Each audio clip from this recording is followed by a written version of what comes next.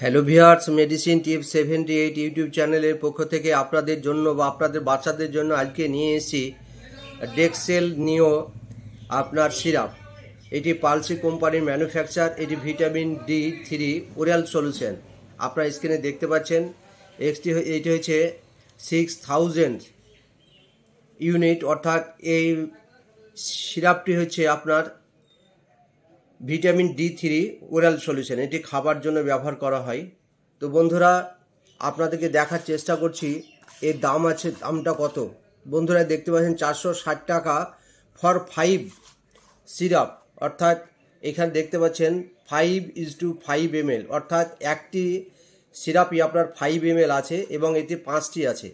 তো এইটি সপ্তাহে একটি করে খাওয়াতে হয় বাচ্চাদের জন্য। কি কি কারণে খাওয়াতে হয় সেটি আমি আসছি। তো তার আগে আপনাদেরকে একটু দেখানোর চেষ্টা করছি, ভালো করে দেখতে থাকুন। যে এই যে সিরাপ, এটি দেখুন, মূলত এটি 5টি আছে।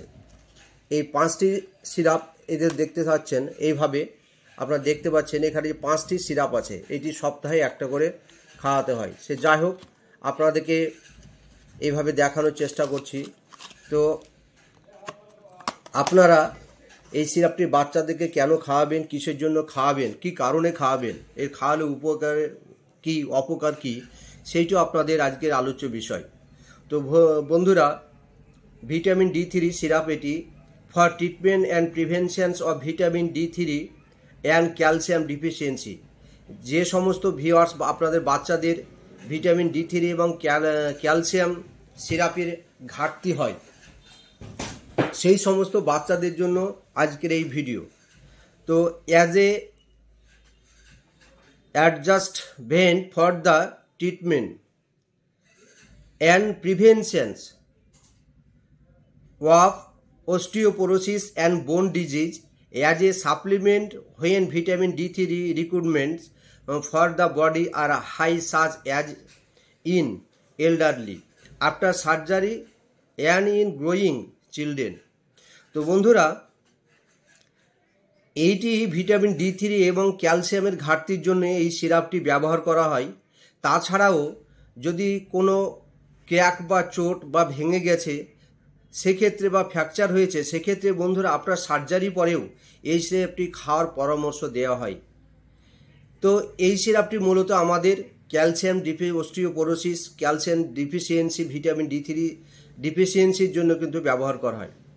তো এইটি হচ্ছে আজকে কাজের কথা। এবং এর আসি আপনার সাইড ইফেক্ট। এই সিরাপটি খাওয়ালে কনস্টিপেশন, শক্ত পায়খানা, বমি ভাব, অর্থাৎ বমি বমি ভাব বা নিউসিয়া, এই জাতীয় একটু সমস্যা আসতে পারে।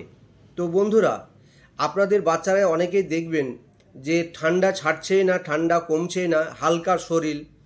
তো সেক্ষেত্রে বন্ধুরা এই জাতীয় আপনার সিরাপ খাওয়ালে আপনাদের বাচ্চাদের শরীর ডেভেলপ হবে এবং তার সঙ্গে সঙ্গে দেখবেন ঠান্ডা বারবারে যে লাগছে সেটা কিন্তু অনেকটা কমে যাবে।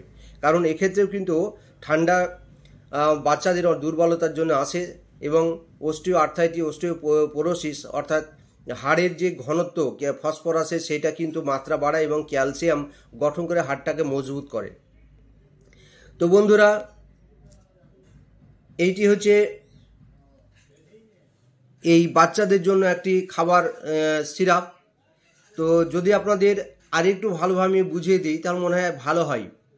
ভিটামিন D3 এবং ক্যালসিয়ামের অভাবে চিকিৎসা এবং প্রতিরোধের জন্য এটি ব্যবহার করা হয়।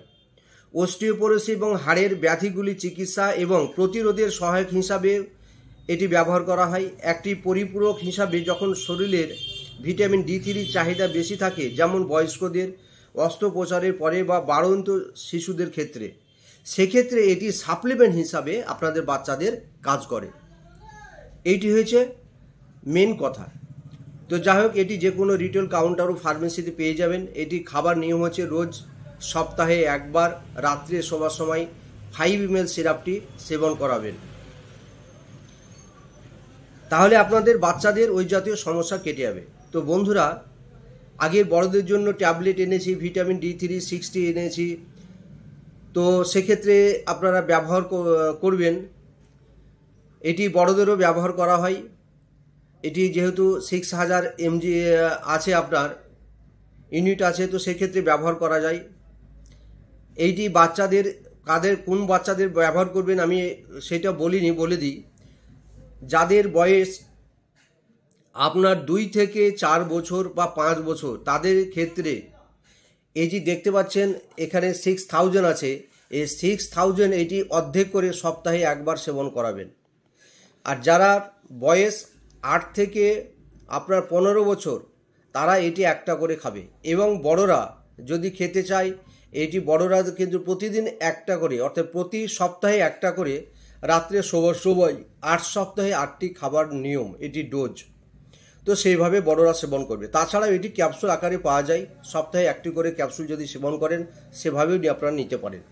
তো বন্ধুরা, আজকের ভিডিও এই পর্যন্তই। আশা করি ভিডিওটি আপনাদের খুব মনোপ্রত হয়েছে এবং ভালো লেগেছে। সেক্ষেত্রে বন্ধুরা লাইক, শেয়ার, সাবস্ক্রাইব করে দিবেন। বেশি বেশি করে লাইক, সাবস্ক্রাইব করে দিবেন এবং আমার চ্যানেল ফলো করবেন। তাহলে নিত্য নতুন ভিডিও আপনারা পাবেন এবং দেখতে পাবেন এবং মেডিসিন সম্পর্কে আপনাদের অনেক জ্ঞান বা ধারণা আসবে। তো যাই হোক, আপনাদের বাচ্চাদের এবং আপনাদের শারীরিক সুস্থতা কামনা করে আজকের ভিডিও আমি এখানে শেষ করছি। ধন্যবাদ।